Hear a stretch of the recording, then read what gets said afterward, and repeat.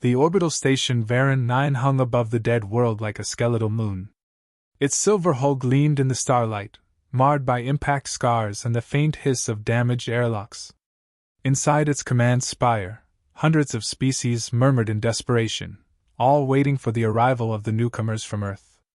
The Galactic Concord had requested soldiers. They expected battalions, banners, and brass. What they got was silence. The Terran vessel arrived without ceremony.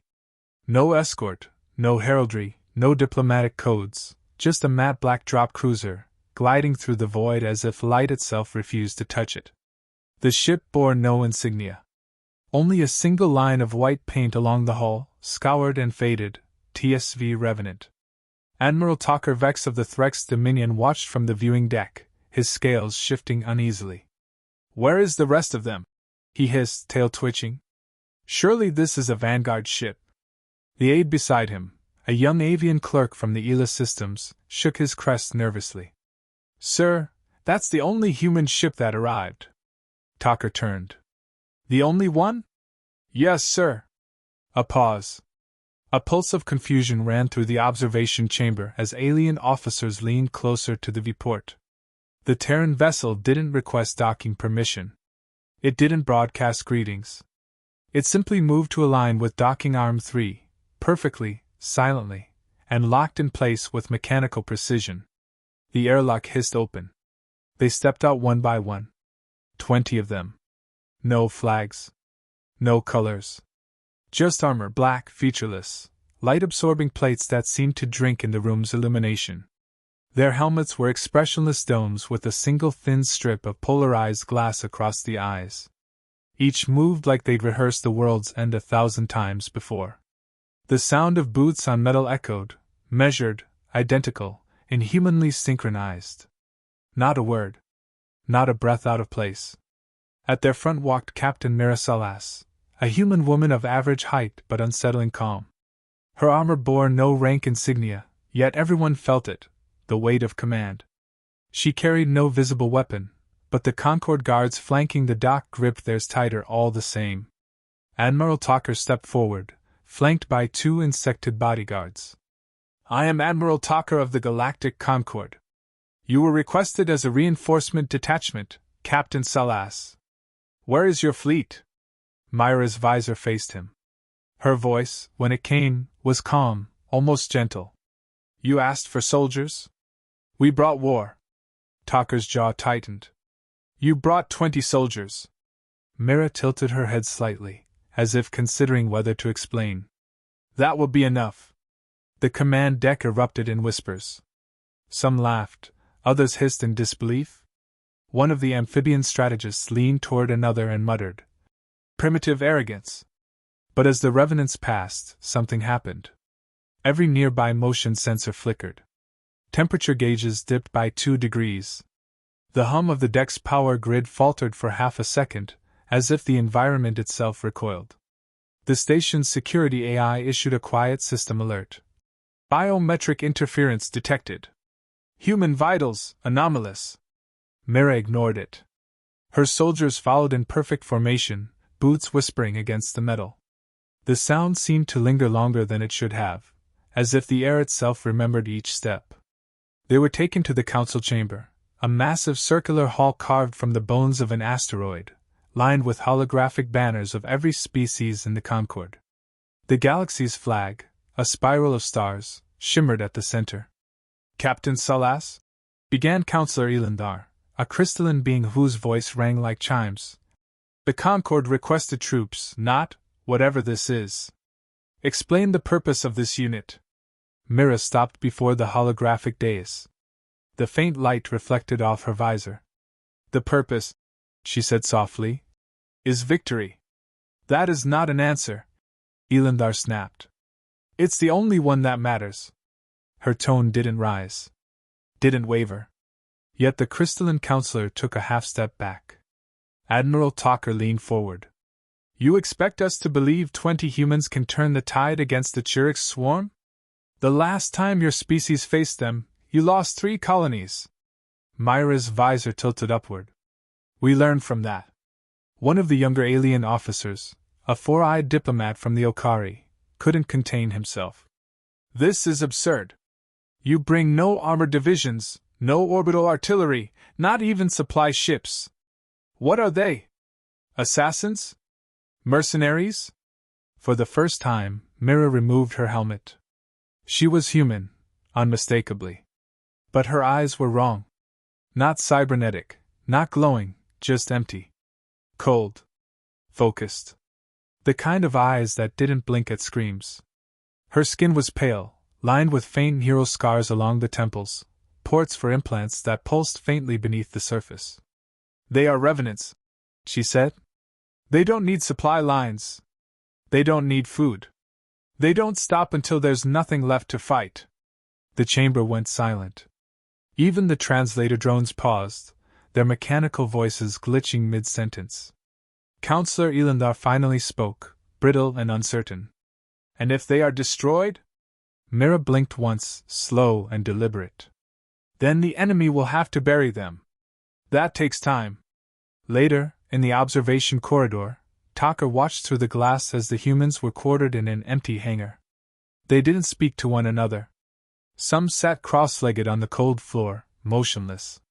Others simply stood, heads bowed, as if listening to something distant. They're meditating? The avian aide whispered. No, said Tucker quietly. They're waiting. Hours later, when the lights dimmed to the station's night cycle, Tucker walked past their hangar again. The door was open. He could hear something faint, rhythmic, like the slow pulse of heartbeats echoing through the air. Inside, the humans remained in total stillness. Their eyes, those without helmets, stared straight ahead, unblinking. The Admiral felt a shiver crawl up his spine. There was no malice in them. No pride. Just purpose. He turned to leave, but Myra's voice stopped him. You wanted soldiers, she said from the shadows. You asked for courage? For sacrifice. He faced her. And what did you bring, human? She stepped into the half-light, face unreadable. We brought what was left when courage and sacrifice ran out. As he left the hangar, the automatic lights dimmed behind him one by one, plunging the space into darkness. The last thing he saw through the small viewport was 20 pairs of eyes, faint reflections of the corridor's glow, staring into nothing. Waiting. On the station's comnet, a simple message blinked from the Terran cruiser's data core. Project Revenant, deployment ready. Objective, terminate the swarm. And for the first time in years, Admiral Tucker, veteran of 12 wars, realized he was afraid of the reinforcements. The war room aboard Varan 9 had seen centuries of conflict. Its ceiling bore the banners of empires long gone, each species represented by holographic crests, flickering faintly like ghosts. But that morning, every light seemed dimmer. The air itself carried tension, metallic, sharp, uneasy. At the far end of the chamber stood a massive, circular table of transparent alloy, projecting the image of Velka Prime, the next target world of the Chirix swarm. The hologram pulsed red with enemy movement, rivers of data flowing like veins of blood across its surface. Admiral Tokarvek stood rigid beside the display, tail twitching in agitation. Around him gathered the other members of the Concord High Command, insectoids with chittering mandibles, crystalline diplomats humming in dissonance, methane breathers wrapped in containment suits. And one human. Captain Mira Salas stood opposite him, helmet held loosely under one arm. Her black armor reflected nothing, absorbing the room's light like a void given shape. Her expression remained unreadable, calm, detached, yet strangely aware of every movement around her. Counselor Elandar began the meeting, her crystalline tone sharp and brittle. Captain Salas, the Concord requested reinforcements. We were expecting troops, not relics. Explain your unit's purpose and methodology.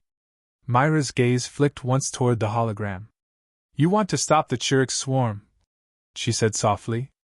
We specialize in stopping things. A low murmur rippled through the assembly. Tucker slammed a clawed hand against the table. Do not play games, human. You brought 20 soldiers to fight an enemy that consumed 12 worlds. Your arrogance insults us. Mira didn't move. You misunderstand, Admiral. Arrogance requires emotion. The chamber fell still. Even the translation drones hesitated, uncertain how to interpret her tone. She set a small black data slate on the table and tapped it once. The holographic projection shifted. Velker Prime dissolved into something else, footage. Real, unfiltered, from human archives. The first image, a ruined city under red skies. Swarm creatures flooded the streets like an ocean of teeth and limbs. The second, human soldiers, unarmored, bloodied, surrounded, standing motionless amid the tide. The footage showed them tearing through the creatures with bare hands, with knives, with nothing at all. No panic. No screams. Just silent, efficient brutality. They were our first prototypes, Mira said. Battle of Luton's Gate. Every other army broke. They didn't. Counselor Elandar's voice chimed nervously. You created them? Myra's expression didn't change. They volunteered. After losing everything, they refused decommission. They said war was all they had left. We gave them a way to keep it. A Saurian general hissed. You mutilated your own kind. We optimized them, Mira replied. Removed hesitation. Rewired empathy. Rebuilt reflex patterns for combat endurance beyond biology. She looked around the table. You asked for the best of humanity. You got what humanity fears most. The silence that followed was complete.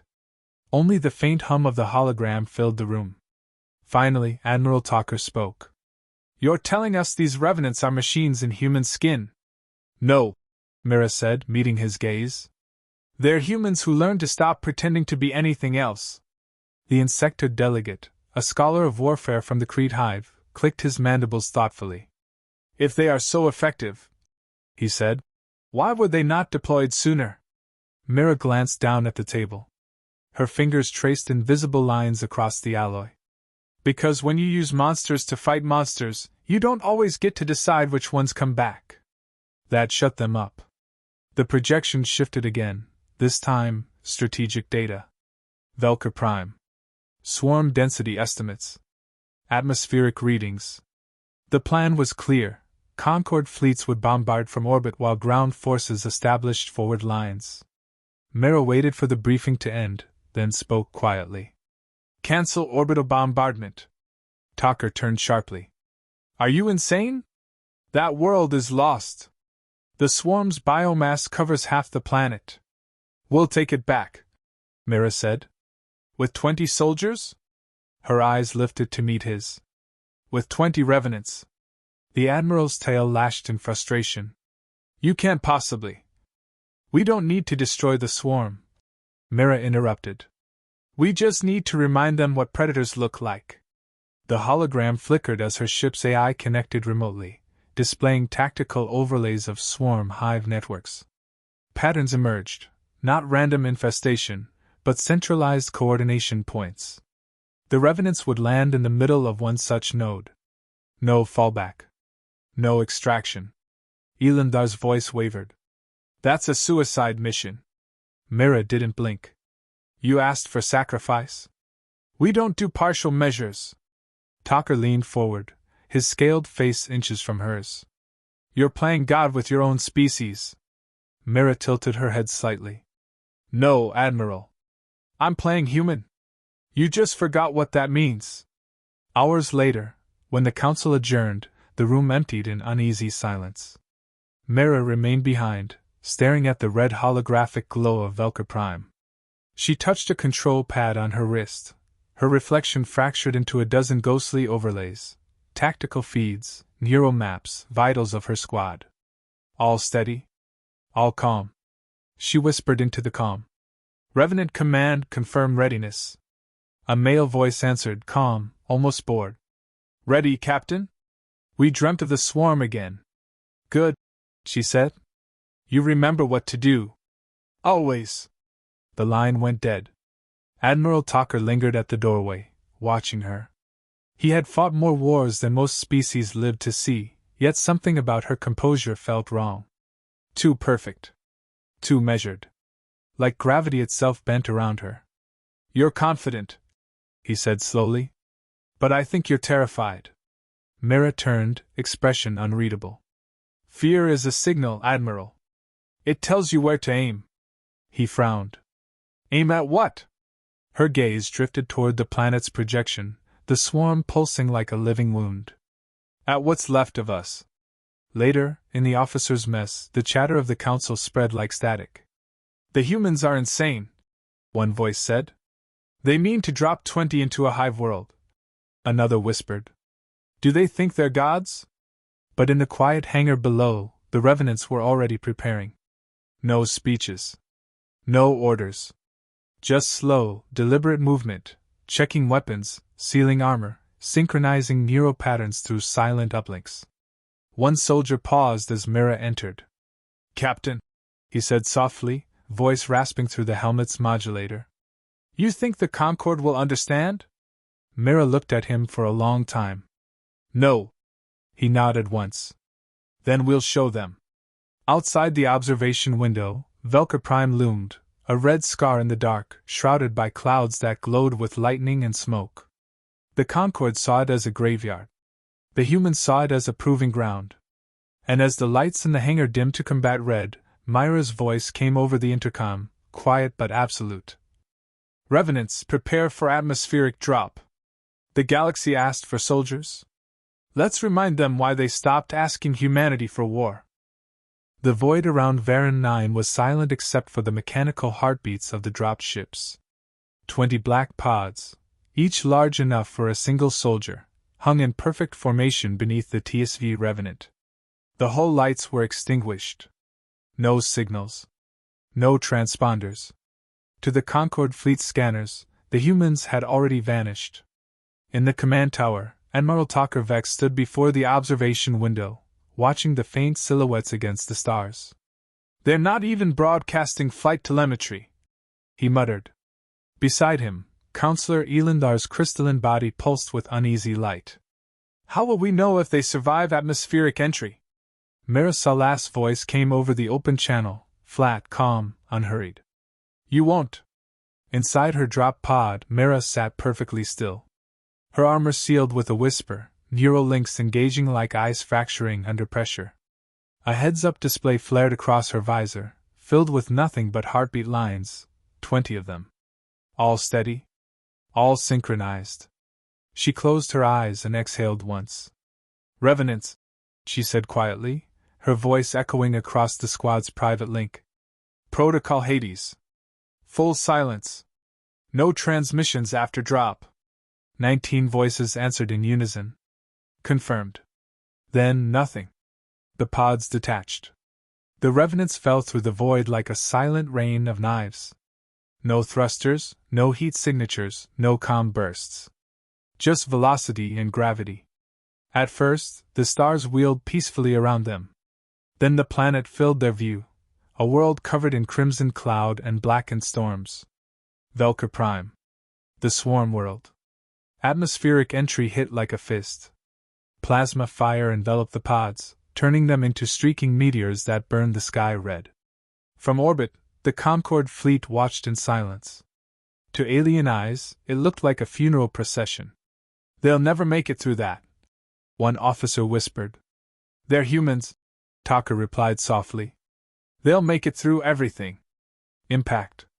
Myra's pod hit first, straight into the mud-choked remains of an alien city. The ground trembled. A second later, 19 more impacts rippled across the valley, forming a perfect combat grid. Hatch seals hissed open. The air outside was thick with acidic fog and the wet chittering of the Chiric's swarm, a chorus of millions. Towering insectoid shapes moved in the distance, their bodies pulsing with bioluminescent veins. The ground itself crawled with living matter, organic tendrils feeding into hive structures that stretched to the horizon. One by one, the revenants stepped out. Their armor was matte black, now streaked with mud and glowing spores. The fog refracted faintly off their helmets, giving each a ghostly halo. No chatter. No command confirmations. Just the rhythm of boots on dirt. Mira opened the squad channel once. Synchronize. 20 helmets turned as one. 20 rifles came online, ion carbines customized beyond Concord standards, each fitted with neural link triggers. Their targeting patterns overlapped perfectly. "Advance," Mira said. From the cliffs above, swarm scouts screamed, a shrill, echoing sound that shook the valley. The first wave came fast, thousands of quadrupedal beasts spilling down the ridges, limbs thrashing, eyes like molten glass. The revenants didn't flinch. They didn't even raise their weapons until the creatures were nearly upon them. Then, a flash of coordinated violence. The air filled with electric fire and chemical thunder. Beams lanced through fog. Creatures exploded mid-leap. The revenants fired in total unison, every motion mirrored, every target prioritized by a shared neural algorithm. It was not a firefight. It was surgery. And when their rifles overheated, they switched to blades. Monomolecular edges. Silent work. Mira moved like clockwork through the chaos, her every step placed with mathematical precision. She decapitated a Chirix brute and sidestepped the spray, using the body as a shield before driving her blade through another's thorax. The revenants followed her rhythm instinctively, their formations shifting like one living organism. From orbit, the Concord observers watched in horrified silence. "Are they coordinating through a network?" Elendar asked. "No," Talker said quietly. "They're feeling it." Minutes passed. The first wave was gone. The ground steamed with acid blood and ozone. The revenants kept moving. No looting. No chatter. They simply walked deeper into the hive zone, weapons cooling, sensors pulsing quietly. The Chirix never retreated, until now. The swarm lines were collapsing, pulling back toward the hive spires. It wasn't strategy. It was fear. Mira reached the edge of the hive trench and paused. Beneath her boots, the ground was warm, alive. The air vibrated with the sound of thousands of wings. She looked back once at her squad. "Down we go." They jumped. The hive interior was a cathedral of nightmares. Vast tunnels carved through organic resin, walls pulsing like living veins. Streams of acid dripped from the ceiling. The air reeked of rot and ammonia. In the distance, the hive mind itself pulsed, an enormous, beating organ buried beneath layers of flesh and chitin. The revenants descended toward it, their shadows flickering in the dim bioluminescent glow. As they approached, the hive began to scream. Psychic resonance flooded their minds, alien words clawing at their consciousness. Intruders. Wrong. Not prey. Not prey. Mira smiled faintly behind her visor. "Good," she whispered. "Then you understand." The revenants charged. The battle that followed was never transmitted. The Concord only saw fragments through orbital surveillance, sudden energy spikes, biosignature collapses, a thermal bloom like a volcanic eruption. Then silence.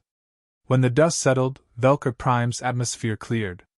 The swarm's signal went dark. The hive's central node was gone, melted, crushed, erased. Hours later, Concord rescue teams landed on the surface. What they found defied logic. Thousands of dead Chirix, stacked in perfect piles. Hive spires collapsed in symmetrical patterns, as if surgically dismantled. And at the center, 20 black-armored humans standing in a circle, unmoving, their armor spattered with alien ichor. Mira stood among them, her helmet removed, eyes vacant but calm. When Admiral Talker approached, she looked at him as though returning from another universe. He whispered, "You won." Myra's voice was soft. "We finished." Later, when the data record was compiled, a single anomaly appeared on every sensor feed during the drop. Heart rate synchronization at 20.0 Hz. Human resonance beyond physiological limits. It wasn't coordination. It wasn't telepathy. It was unity born from something older, darker, something every human war had carved into their species' bones. And across the galaxy, when the story spread, of the 20 humans who descended into a hive world and silenced it, the name Revenant became something else entirely. Not soldiers. Not monsters. A reminder that when humanity fights, it doesn't send warriors. It sends extinction. The rain on Velka Prime began 2 days after the swarm died. At first, it was black, acidic, foul, full of ash from the hive fires. Then it cleared, washing the planet clean for the first time in a century. The air smelled like metal and ozone. For the first time, the wind carried no screams. The Concord relief ships descended cautiously, their hulls scorched from atmospheric burns. Drones buzzed across the surface, scanning the silent remains of the swarm, billions of dead Shiriks, all perfectly preserved by the cold. No decay. No rot. Just stillness. At the center of it all stood Mira Salas and her 20 soldiers, or what was left of them. Admiral Talker Vex stood on the surface, armored in environmental plating, his breath fogging in the chilled air. Around him, alien officers murmured in disbelief as the scanners confirmed the impossible. No living Chirik signatures, one said. Not a single one, another whispered.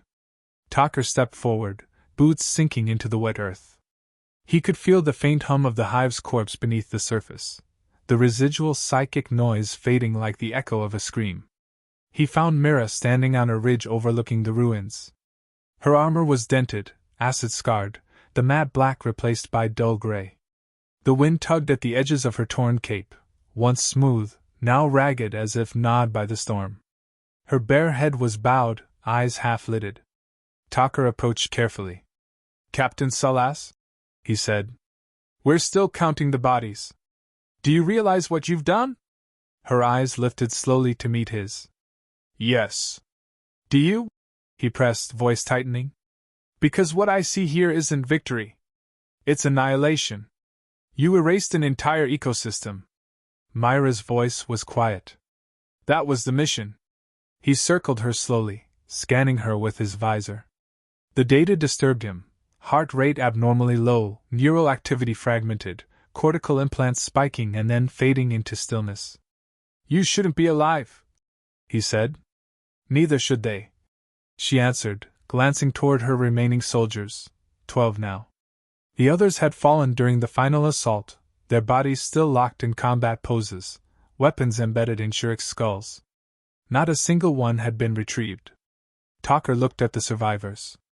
They stood in a loose formation, staring blankly at the horizon. None spoke. None moved. "What are they doing?" "Remembering," Mira said softly. "Or trying to." He frowned. "You said they were volunteers. What kind of person volunteers for this?" Myra's gaze was distant. "The kind that already died once." She turned away, looking out across the field of corpses. The wind howled through the hive ruins like a funeral song. "They were soldiers who couldn't stop fighting," she said. "When peace came, they didn't know what to do with themselves. They tried to live normal lives, but the noise never left. The screams. The reflexes. The guilt. So Earth gave them a choice." Talker's throat tightened. "You turned trauma into weaponry." "We gave purpose to pain," Mira corrected quietly. "They chose this. I chose this." He stepped closer. "And when the fighting stops again, what then? What happens to you?" Myra's lips curved in something that might have been a smile, but it didn't reach her eyes. "Then we stop." "Stop how?" She didn't answer.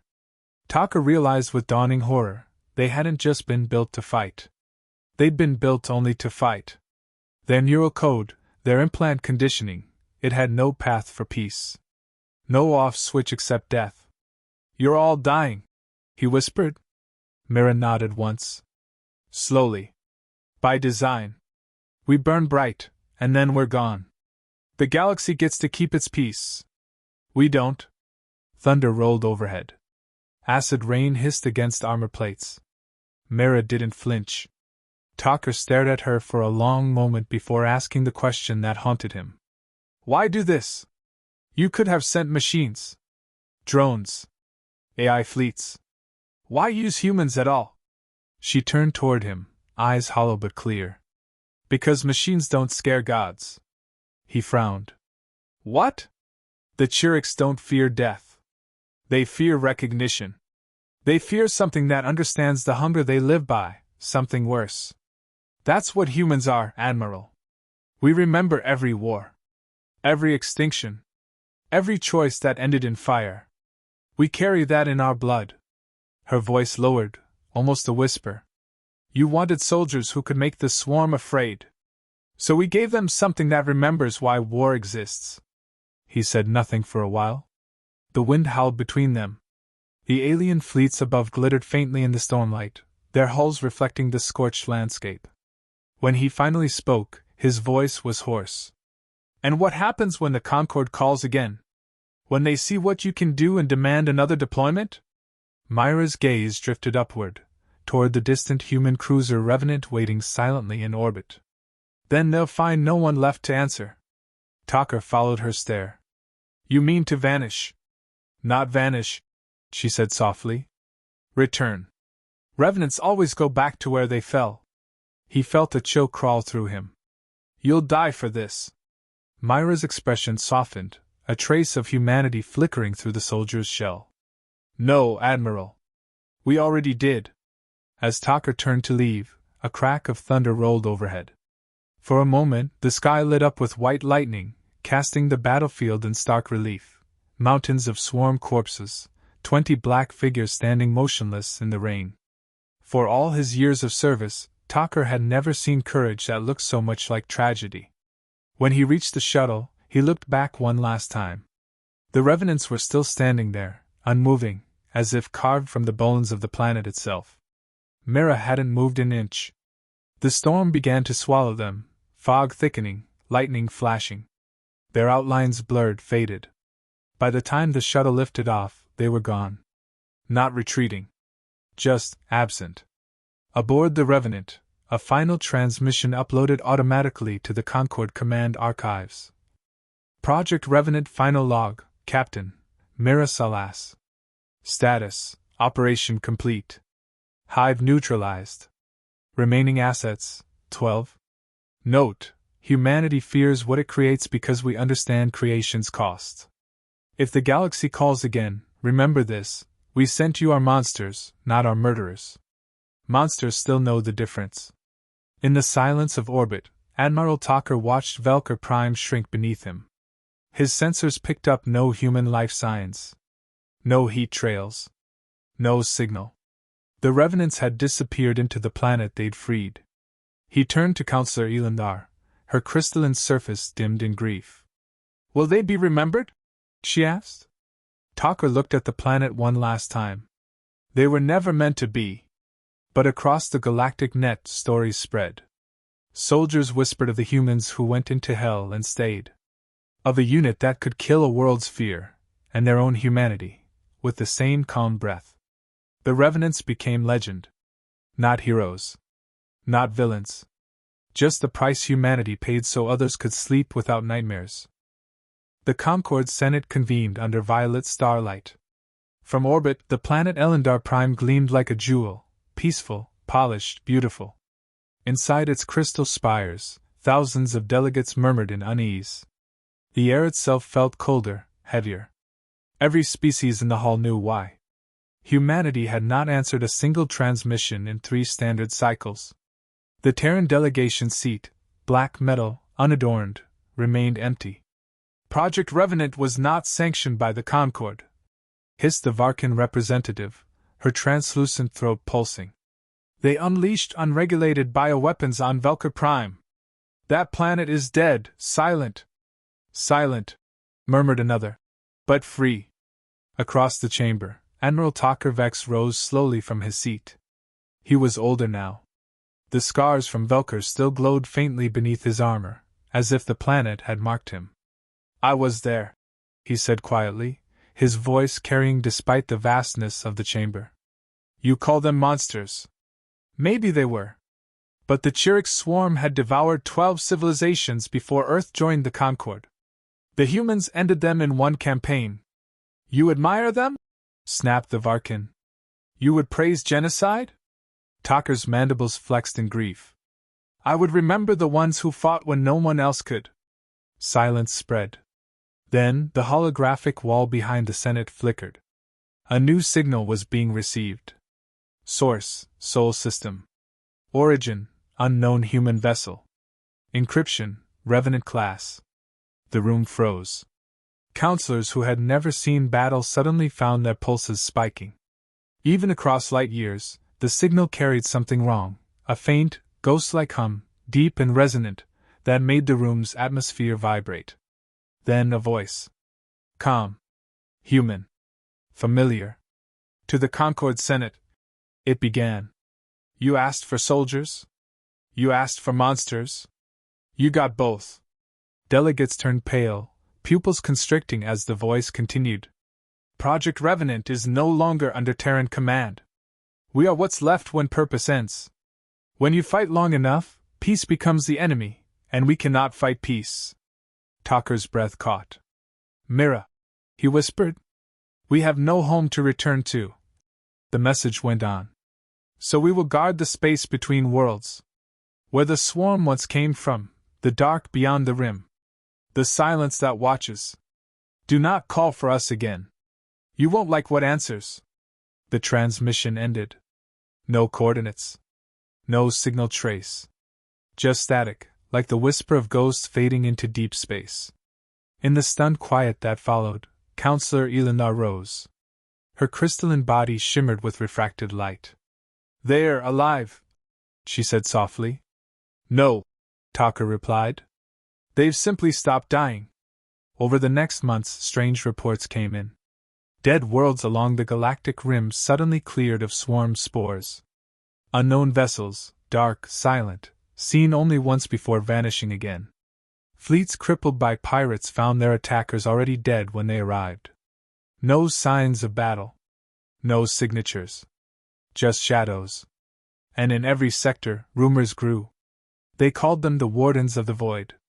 Others whispered a simpler name, the Monsters of Earth. One night, Admiral Talker found himself aboard a small patrol cruiser orbiting Velker Prime again. The planet was green now, reborn. Forests reclaiming ash, oceans breathing again. He stood at the viewport, watching lightning ripple across the atmosphere. And for the first time, he saw something new, faint heat signatures deep beneath the surface. A pulse, rhythmic and human. He opened his comm. Skin grid 9A. There's movement. The officer obeyed. Seconds later, the display flickered, and a symbol appeared on screen. 2 black wings. A downward sword. The insignia of the Revenants. Before Talker could speak, the transmission cut. A low, human voice echoed through his headset. Admiral. The monsters you feared still keep watch. Then the signal vanished. He stood there for a long time, listening to the quiet hum of his ship. The crew said nothing. The void outside seemed deeper than before, but no longer empty. Something human still lingered in it. Watching. Guarding. Waiting. Talker finally whispered. Thank you, Captain Salas.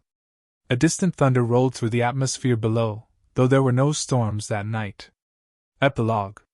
Years later, at a Concord Academy, cadets studied the Revenant campaign as a historical paradox, the victory that no one wanted to understand. On a hollow display, they saw black armored soldiers walking through ash, their visors blank, their movements deliberate. The instructor spoke softly. These were not heroes. They were humanity's answer to extinction. A cadet raised her hand. Sir, what happened to them? The instructor hesitated, then smiled faintly. They're still out there. When the dark comes back, you'll know. Know how? He gestured to the stars above the Academy dome. Because the galaxy will go quiet again. Just like before Velker. That's when you'll know the humans are fighting. And somewhere, beyond the rim, a ship drifted through silent space. Inside, 12 figures stood before a viewport, armor black, faces pale beneath the glow of starlight. At the center stood Mira Salas, eyes closed, voice low. If peace cannot find us, then we will guard it. That's our punishment. And our promise. Behind her, the void pulsed faintly, distant lights flickering like the heartbeat of something vast. For the first time in eternity, the darkness was afraid.